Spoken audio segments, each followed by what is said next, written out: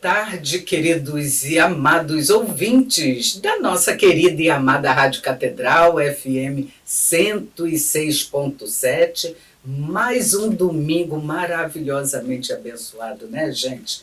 Mais um domingo do programa Viver Bem.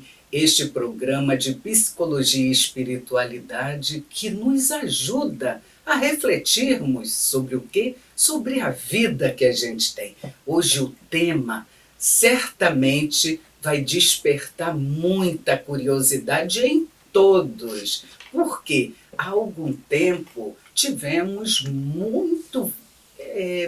viemos tendo muitos pedidos sobre temas de anorexia, bulimia, ou seja, transtornos alimentares. Ouvintes da rádio que mencionam que a preocupação com a filha, porque a filha quer ficar magrinha e não come nada a não ser beber água. Então isso nos chega e nós do programa Viver Bem estamos atentos a atender a demanda de vocês. Afinal, quero agradecer a audiência de cada um de vocês. O tema de hoje é transtornos alimentares. A convidada, ela está estreando hoje no programa e, claro, nós corremos atrás de uma psicóloga clínica que é especialista em transtorno alimentar. É a doutora Bianca Azevedo, que hoje está comigo aqui nos estúdios da Rádio Catedral, ela que frequenta a paróquia Nossa Senhora de Copacabana, especialista em transtornos alimentares pela PUC-Rio. Sua abordagem de atuação clínica é a logoterapia. Que coisa boa, eu fico super feliz. E também ela é especialista na centrada na pessoa. Ela vai falar um pouquinho já.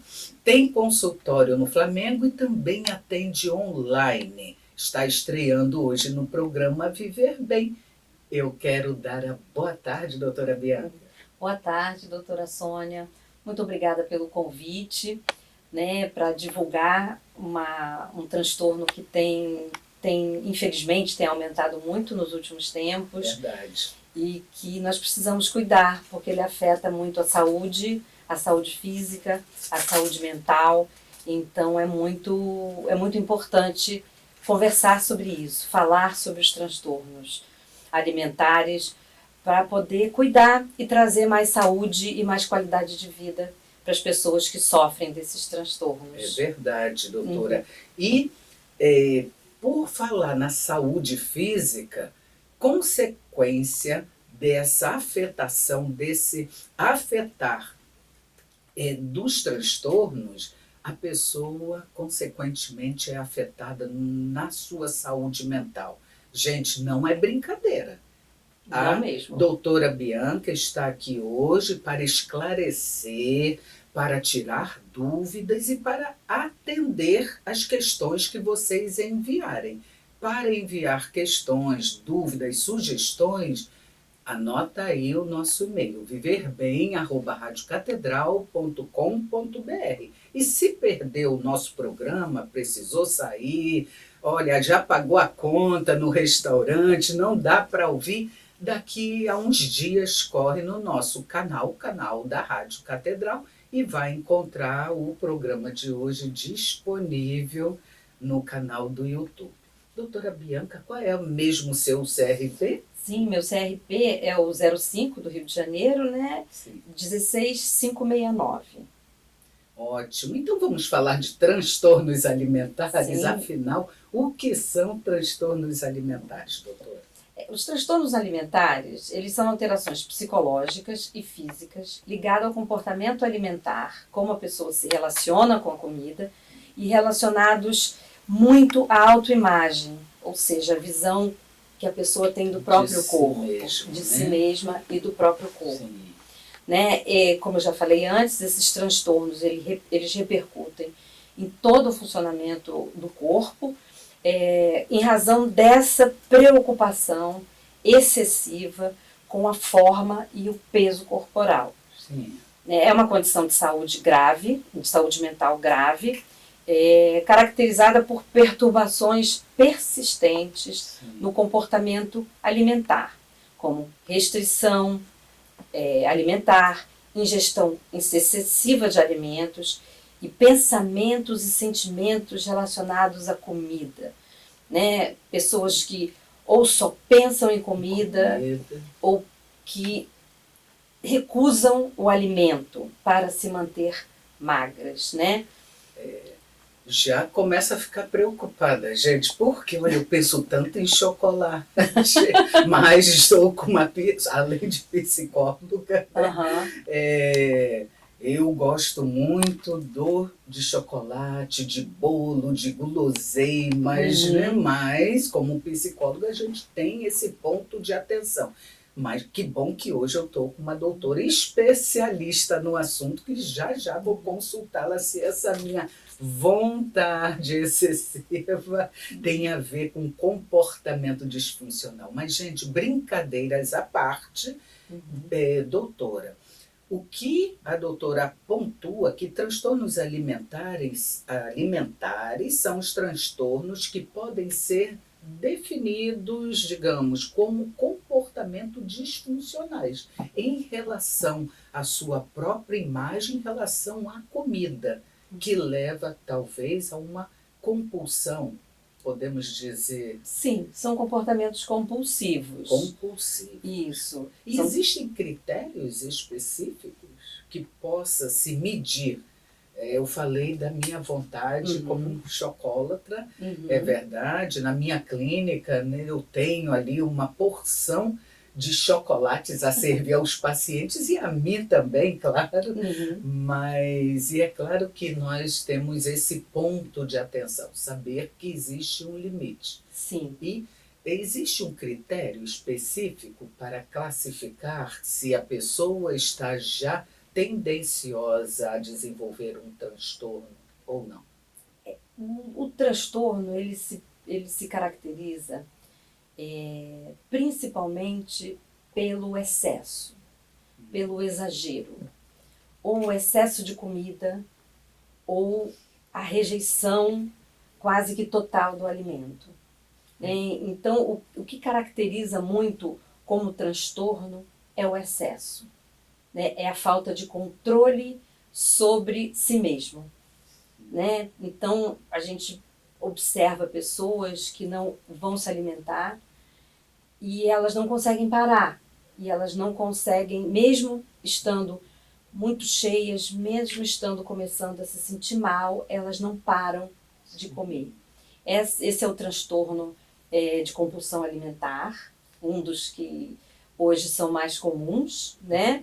E é uma falta de controle, é o exagero, é aquela coisa de acordar no meio da noite e assaltar a geladeira e não se preocupar em esquentar o alimento ou até mesmo cozinhar o alimento. Às vezes não está nem com fome, então é movido pelo impulso. Exatamente, são movidas pelo impulso.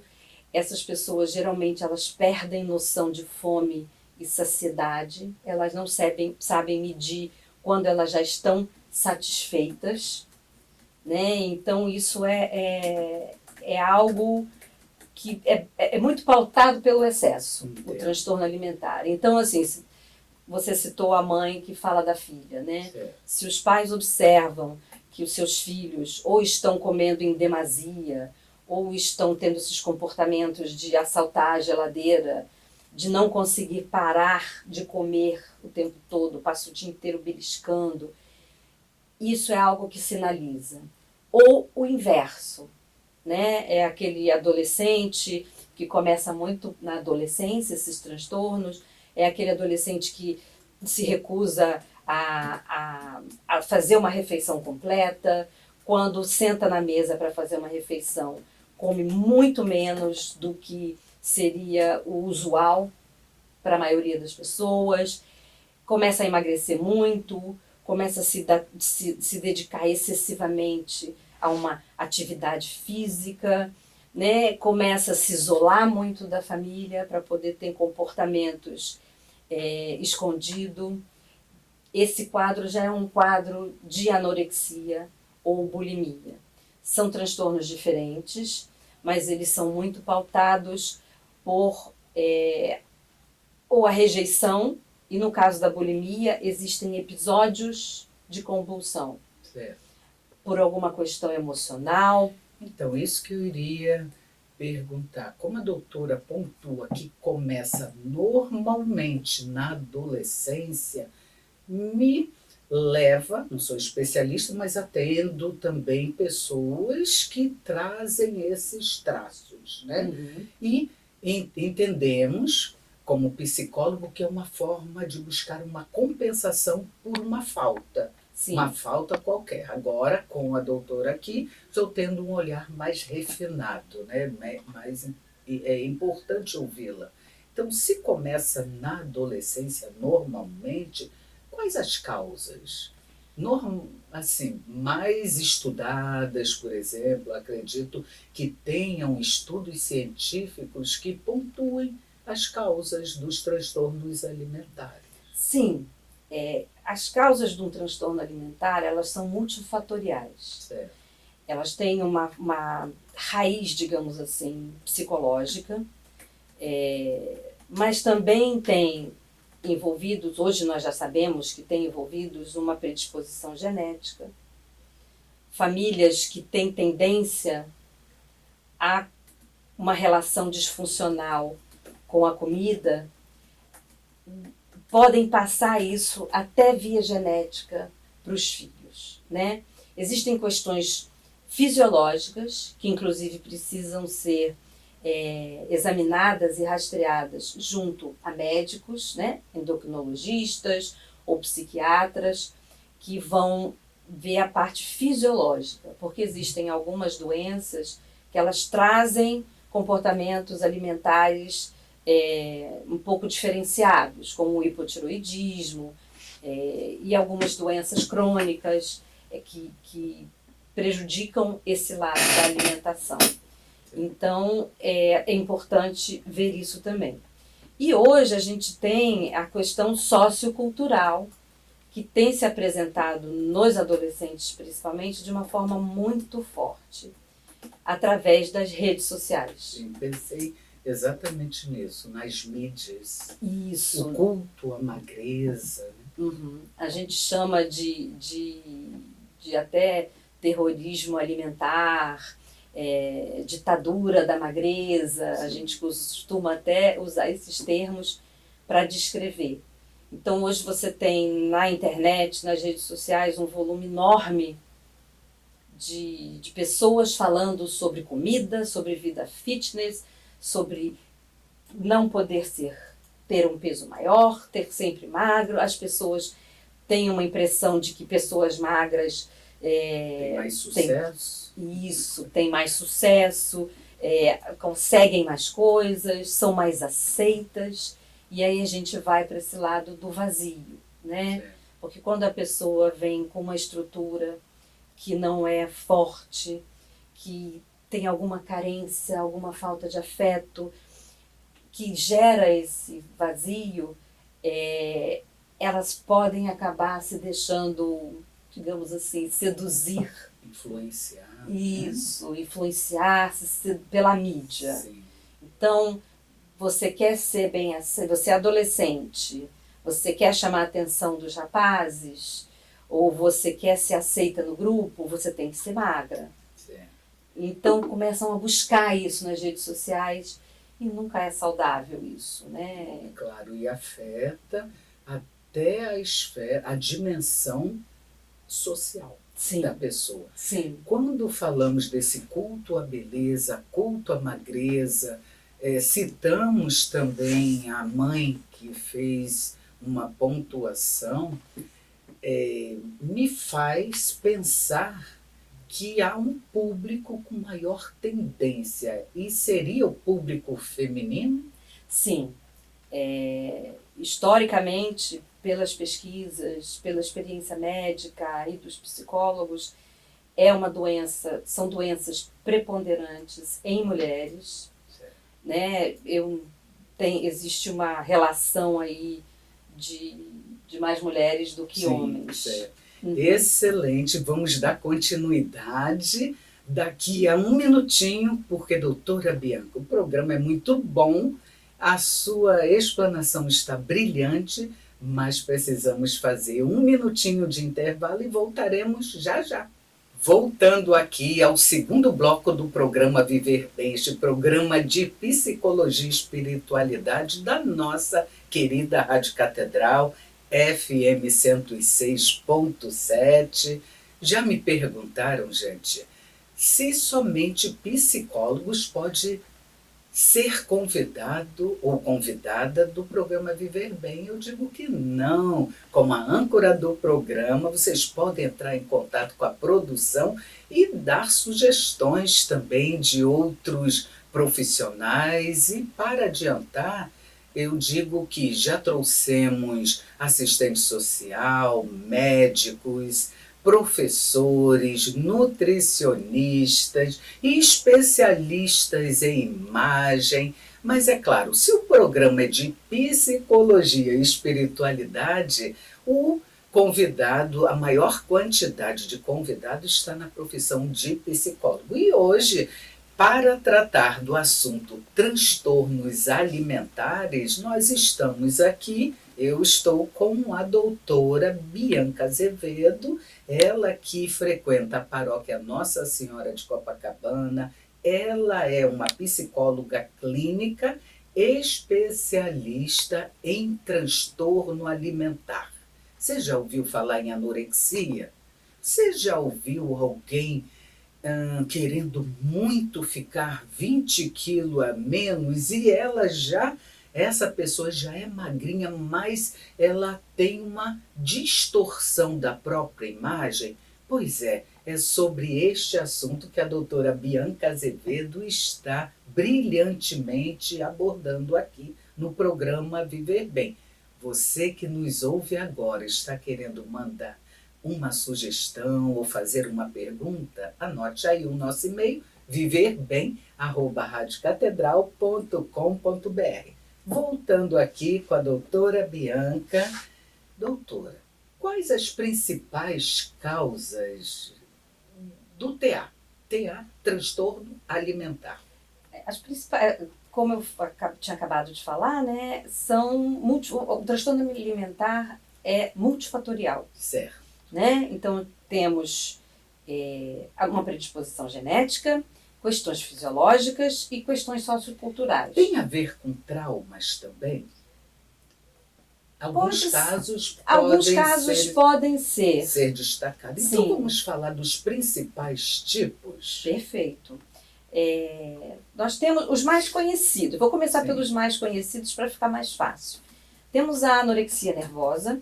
Ele consta dos manuais psiquiátricos como um transtorno e ela se manifesta por um medo mórbido de ganhar peso, caracterizada por uma restrição alimentar severa, autoimposta e resultando num peso corporal muito abaixo do recomendado. Né? Existem casos mais graves que as pessoas precisam ser, inclusive, internadas. Porque correm risco de morte. Inclusive, a anorexia nervosa é uma das doenças psiquiátricas que mais mata. É muito triste isso, mas é uma verdade. Né? Porque as pessoas entram num estado de desnutrição, num estado mental, de confusão mental, então é muito difícil. Ela é caracterizada também por além da recusa ao alimento, por um excesso de atividade física. Porque existe um pensamento na cabeça do anorexo que quanto mais exercício ele fizer, mais ele vai perder peso.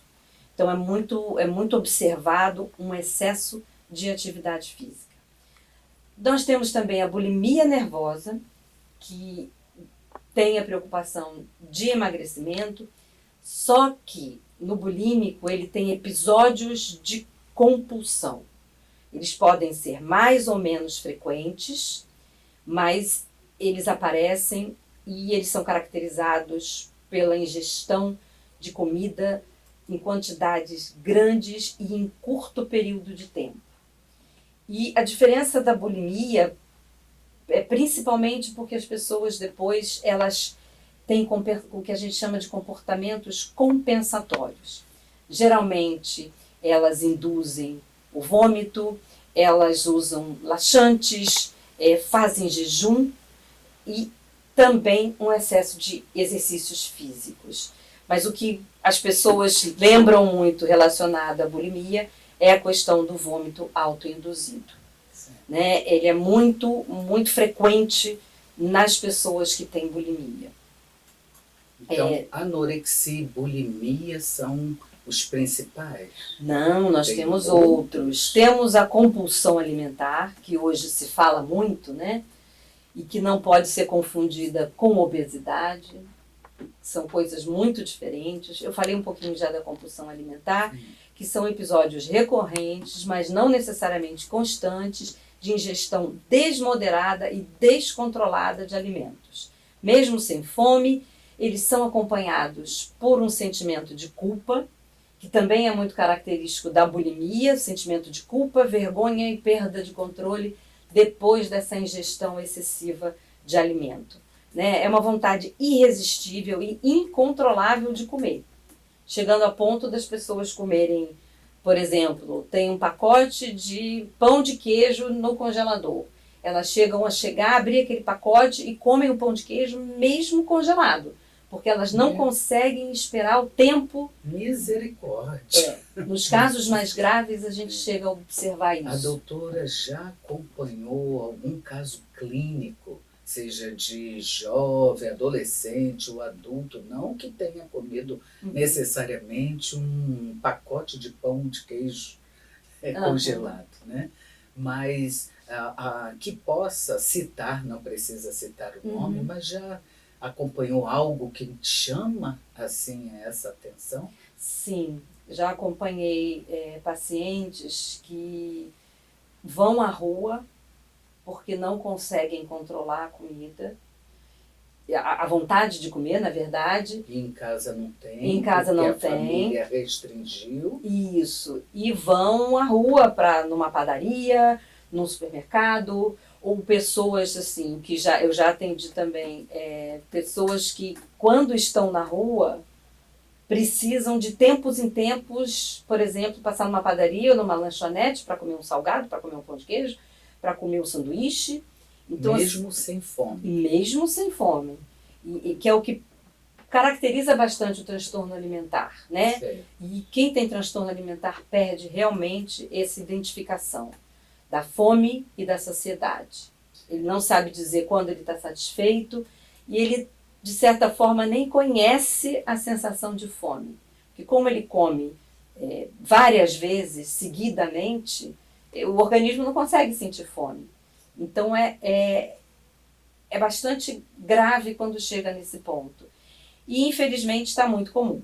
Certo. Inclusive, quando a doutora fala desses principais tipos, me vem à memória celebridades que, até recente, não me vem à mente o nome, mas recentemente uma celebridade não brasileira que foi a óbito por conta de anorexia nervosa. Eu li essa matéria, vi a jovem, né, muito jovem, e é lamentável. Né?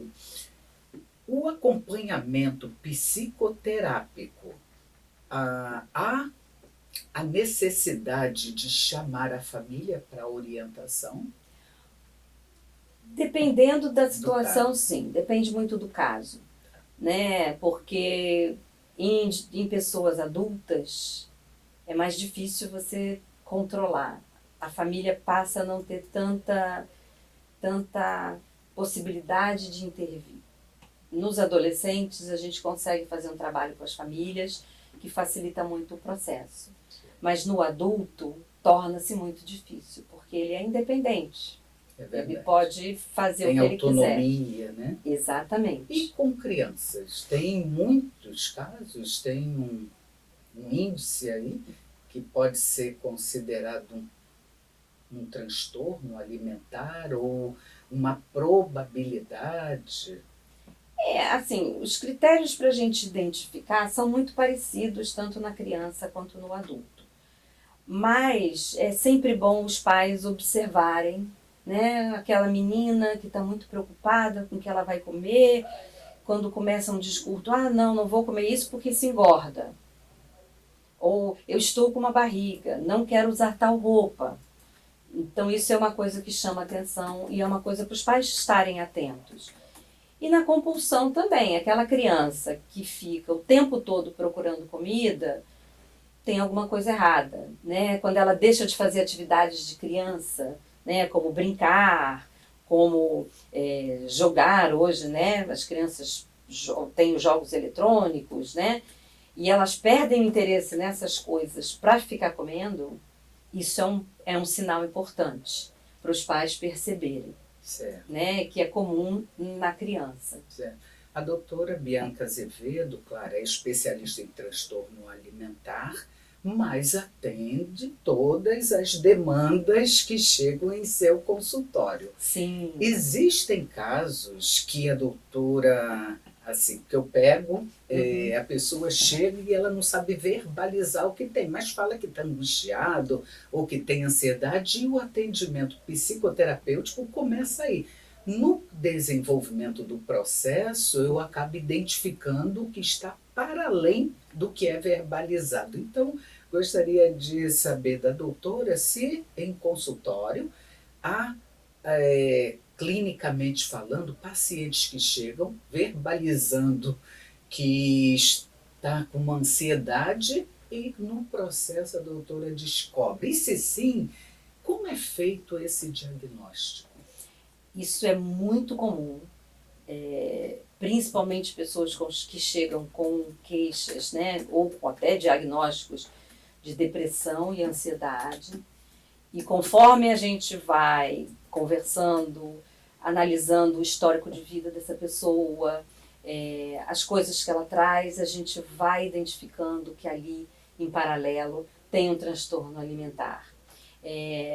Principalmente a depressão. A depressão está muito ligada aos transtornos alimentares, tanto como origem quanto como causa. Né? Então é muito comum isso acontecer e o psicólogo tem que ficar atento a isso. Né? Quando a pessoa traz muita preocupação, de não vou engordar, não gosto do meu corpo. Isso tem sido cada vez mais frequente nos consultórios. Né? E falando sobre o que você me perguntou quem afeta, a gente tem observado que em homens isso tem aumentado muito recentemente. Então essa diferença entre mulheres e homens está cada vez mais diminuindo. Porque essa preocupação com o corpo, com a estética, né, está deixando de ser uma coisa principalmente feminina para entrar no mundo masculino. Então a gente tem recebido também homens que sofrem de transtorno alimentar cada vez mais. Né? E quando a doutora fala em depressão, claro, e se a depressão ela chega como o gatilho, né, sendo verbalizado, sendo através do comportamento mesmo, né? A família identifica, os amigos também falam, indicam um psicólogo, aí chega na doutora, estou inferindo que concomitantemente, a doutora recomenda ou orienta uma consulta a um psiquiatra para que possa associar as intervenções psicoterapêuticas com intervenções medicamentosas. Isso. Se dá assim? Exatamente, doutora. É necessário, da mesma forma que o transtorno alimentar é uma doença multifatorial, sim, ele deve ser cuidado de forma multidisciplinar. Então, normalmente, estão envolvidos endocrinologistas, psiquiatras, nutricionistas, educadores físicos, porque é importante que essa pessoa engaje numa atividade física. Então, é preciso esse grupo de profissionais para ajudar essa pessoa a manejar de forma adequada, a controlar esse transtorno. Porque é algo que vai acompanhar essa pessoa para o resto da vida. Então é importante ela aprender a lidar com isso. E é preciso desses profissionais todos. Excelente. Né? Porque elas trazem consequências fisiológicas importantes, que precisam de um acompanhamento médico também.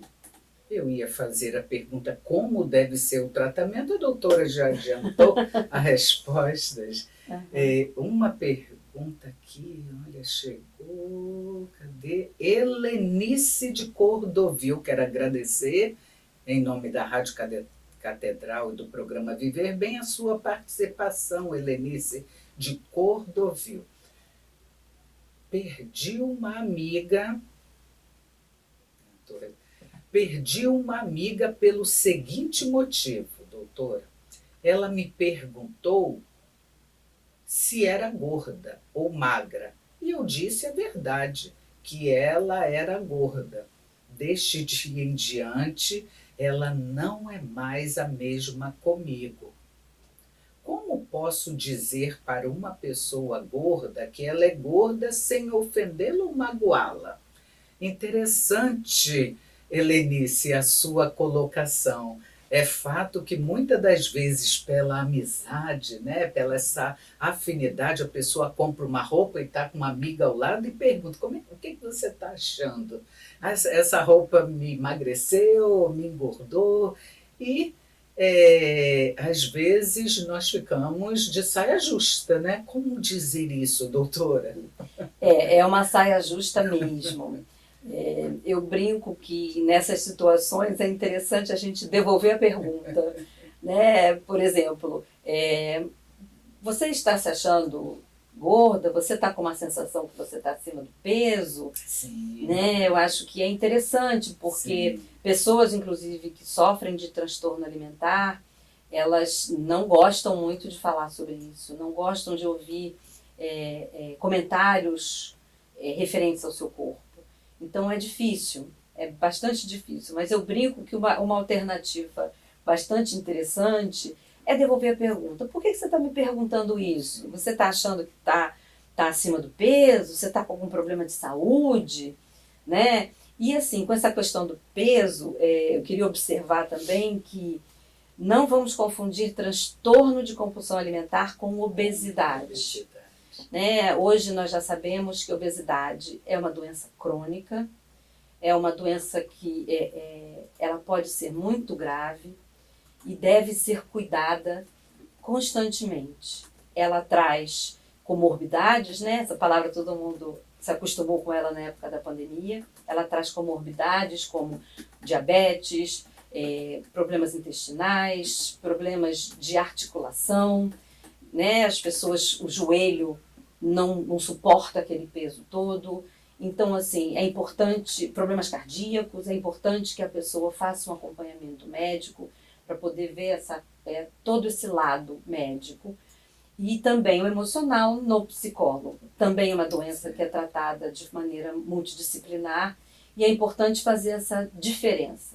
Porque o obeso, ele não necessariamente tem compulsão alimentar, ele não necessariamente assalta a geladeira, ele não necessariamente tem um descontrole, mas ele come em excesso, por uma questão que a gente cada vez mais está descobrindo que também é fisiológica. Sim. Então é importante fazer essa diferença. Sim, e também olhar as questões hereditárias, as questões hormonais, né? Precisa ter uma investigação e muitas das vezes é o psicólogo que orienta, que vai mexer nesse lugar, vai fazer a orientação devida, né? Sim. E voltando aqui a essa pergunta da Helenice, enquanto a doutora Bianca falava, eu fiquei pensando numa maneira, né, de como falar que a pessoa está gordinha, mas gostei do acima ou sobrepeso, está um pouquinho acima do peso, ou devolver a pergunta. Uhum. Mas se a pessoa insistir, né, como colocar, né, isso, porque entendo que não existe uma maneira de falar que a pessoa está gorda sem que ela, né, na nossa sociedade hoje, desse culto à beleza, à magreza, sem que ela se sinta magoada.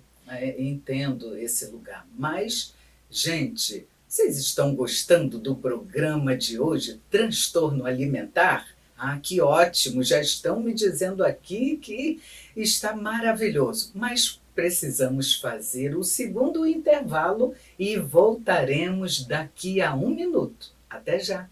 Voltando aqui ao último bloco do programa Viver Bem. Gente, é o último bloco. Se liguem aí no programa Viver Bem, este programa de psicologia e espiritualidade que nos ajuda a viver a vida que a gente tem de uma forma mais leve, mais ligada e sermos gratos. Eu daqui dos estúdios da Rádio Catedral, eu estou olhando para o céu.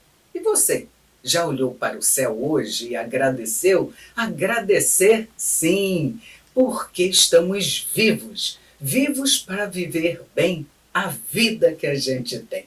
E hoje estamos falando de transtorno alimentar. E eu estou aqui com ela, que é especialista no assunto, formada pela PUC-Rio, numa pós-graduação de transtorno alimentar. Veja, é a doutora Bianca Azevedo, ela que frequenta a paróquia Nossa Senhora de Copacabana, tem abordagem, a sua atuação clínica é na logoterapia. Eu a conheço bem de perto porque aqui no Rio temos muitos trabalhos juntas e é a convidada que está estreando hoje aqui no programa Viver Bem. Ao final do programa, já me pediram aqui, mas ao final do programa ela dará o contato, o Instagram, as mídias, né? Ela dará o contato e se você perder, pode entrar em contato comigo, com a clínica, com a rádio, que nós passaremos os contatos e o consultório da doutora Bianca Azevedo. Continue escrevendo aqui para o nosso e-mail viverbem@radiocatedral.com.br. Doutora Bianca, como identificar a diferença entre uma insatisfação com a imagem corporal e um transtorno alimentar que já exige ajuda profissional?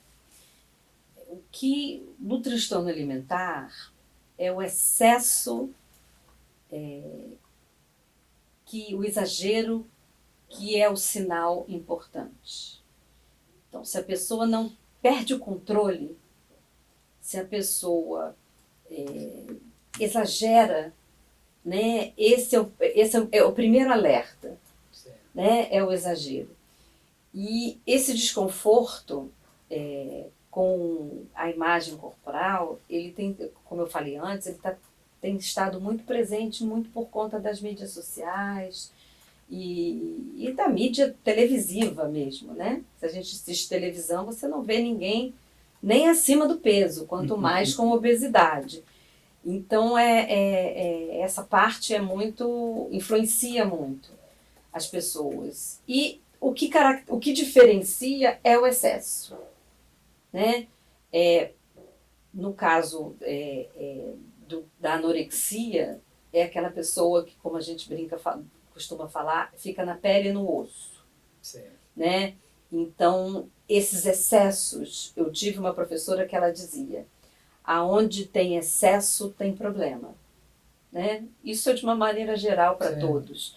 E no transtorno alimentar é muito isso. É muito visível. É muito visível, né? Assim, todo mundo hoje em dia se preocupa, eu preciso emagrecer, não estou muito feliz com o meu corpo, vou fazer uma academia.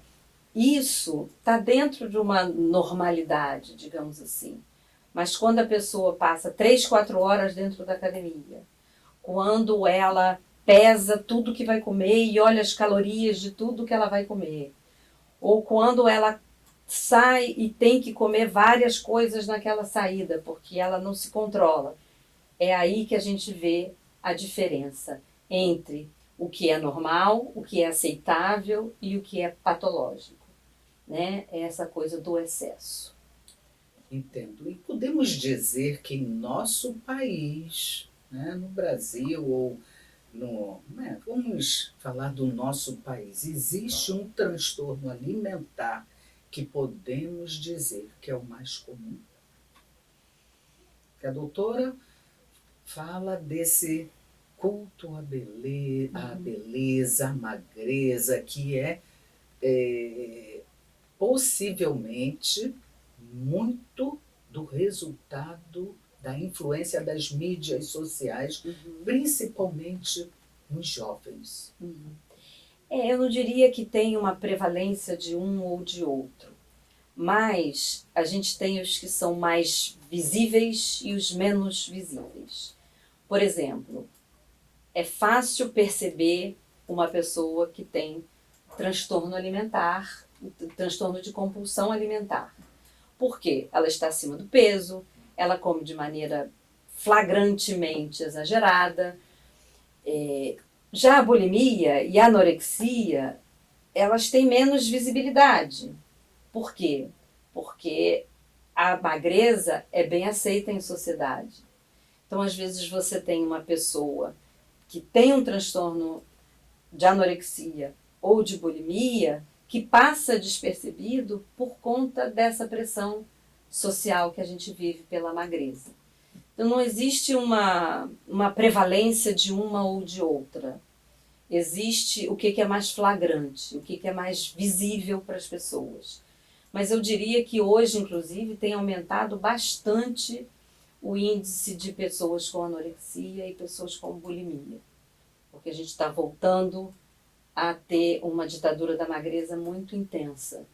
Né? Há 10 anos atrás se trabalhou muito a aceitação do corpo, cada corpo é de um jeito, e infelizmente isso nos últimos 4, 5 anos tem voltado muito, que a magreza que é o aceitável, a gente vê isso nas modelos, a gente vê isso nas atrizes, né? nas influencers de internet. Então eu não diria que existe uma prevalência de uma ou de outra, mas sim a visibilidade é diferente entre esses 3 transtornos alimentares. Certo, eu até inferi que a própria OMS pudesse apontar algo, né, como uma certa prevalência. Mas foi muito boa a sua colocação. Sim. E, doutora, como dar o primeiro passo para buscar o apoio psicológico? Procurando alguém especialista, se você entende. Mas normalmente a pessoa não entende. O familiar talvez fosse importante. Sim. Incentivar, ou se a pessoa, não, se for um jovem, não escuta o familiar, o pai, ou mãe, ou irmão, procurar o familiar, procura um amigo que ela escuta, que a pessoa escute, e possa fazer essa ajuda, essa ponte. Sim. Incentivar a buscar uma escuta psicológica. Sim, isso é muito importante, né? Que as pessoas que estão no entorno de alguém que sofre de um transtorno alimentar ajudarem essas pessoas a buscar uma ajuda, né? Isso geralmente vem por aí, mas a gente cada vez mais, acho que pela divulgação, né, do conhecimento sobre transtorno alimentar, a gente já tem recebido pessoas que chegam dizendo: eu tenho problemas com a comida, eu não me controlo. E que tem chegado autonomamente, digamos assim, ao consultório. Mas geralmente é um médico que encaminha, ou a família mesmo, de ver. E é importante procurar profissionais que saibam lidar com o transtorno alimentar, que tenham uma especialização, que tenham uma experiência com transtornos alimentares, porque isso facilita muito o processo. Né? Porque às vezes o psicólogo recebe ali a pessoa e às vezes o próprio psicólogo está impregnado com essas ideias. Né? Chega uma pessoa: eu preciso perder peso porque está difícil botar o biquíni para ir à praia. Então, talvez um psicólogo que não tenha um estudo sobre o assunto vá achar isso natural. E nem sempre é natural. Então, é interessante procurar alguém mais especializado. Certo. E a doutora não está colocando aqui um demérito, né, nos profissionais. É que Não, de eu, por forma alguma. exemplo, não sou especialista no transtorno alimentar, né? Faz-se uma responsabilidade, que a nossa Sim. proposta enquanto psicólogos é ajudar, a nossa missão diria ajudar Uhum. o paciente a ressignificar aquele sofrimento, e quando identificamos uma causa tal como um transtorno alimentar, Uhum. e às vezes está mascarado por uma depressão, uma ansiedade, é nossa responsabilidade, e eu tenho feito isso, encaminhado, quem me chega, eu identifico a possibilidade de ser um transtorno alimentar não verbalizado, estou encaminhando lá para a doutora Bianca Azevedo, que atende na sala ao lado. Então, gente, é assim, não é um demérito aos demais profissionais da psicologia, mas que fique compreensível essa Uhum. colocação da doutora. E às vezes, doutora Bianca, a pessoa sente vergonha. Eu estou colocando isso por um caso de uma pessoa amiga, não foi minha paciente, alguns anos atrás, que ela escondia comida embaixo do colchão, da cama, e se negava a admitir um transtorno ou a necessidade de uma intervenção psicoterapêutica, né?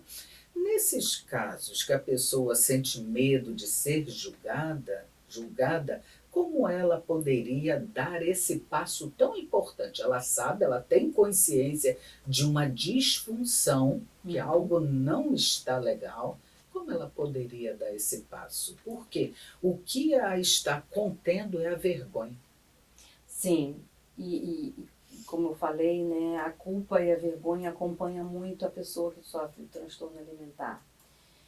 Muitas pessoas chegam aos consultórios, tanto dos médicos quanto dos psicólogos, por outras razões. Como elas têm muita vergonha, têm muita culpa, elas vão porque estão deprimidas. Eu sinto muita ansiedade. Ou eu não aguento mais as pessoas comentando sobre mim. Elas não conseguem. É muito difícil admitir que se tem o transtorno. Mas é fácil usar outras queixas mais socialmente aceitáveis. Então a gente, é aquilo que eu estava falando antes também, de estar sempre de olho para ver como é que é a relação da pessoa com a comida. Né? Para os psicólogos estarem sempre atentos, fazer parte da pesquisa, da anamnese que a gente faz, se tem uma relação conturbada com a comida. Então, as pessoas chegam muito por outros motivos. Por isso que é bom estar sempre atento. Certo. É a forma delas lidarem com essa culpa e com essa vergonha. Gente, foi maravilhoso o programa de hoje. Doutora Bianca Azevedo, foi brilhante. Já recebe meu convite em nome da rádio mesmo para voltar ao programa Viver Bem com mais informações como esta.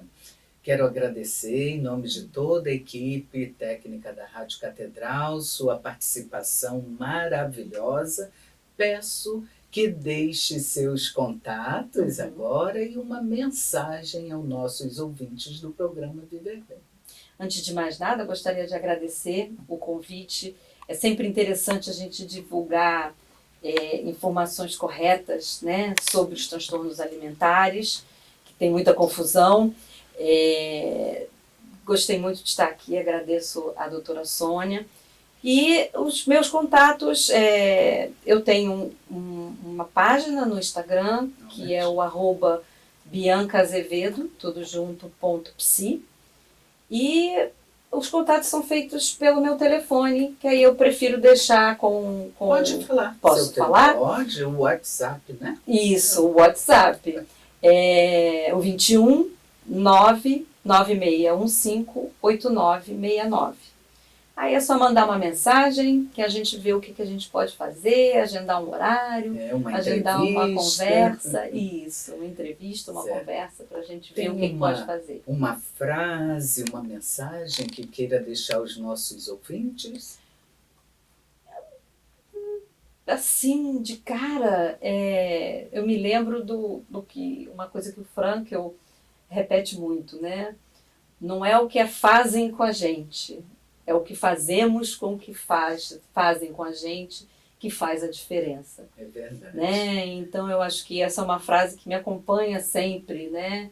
E que eu acho muito, muito interessante. Muito obrigada. E eu também quero deixar o contato da Clínica Viktor Frankl, é o 995066463. E a minha mensagem de hoje é, gente, fazer as pazes com a comida exige que se passe de um lugar de medo para um lugar de amor. Sabe o amor do autocuidado? Isso, é esse. Só assim a gente vive bem a vida que a gente tem. Um abençoado domingo a todos e até o próximo programa.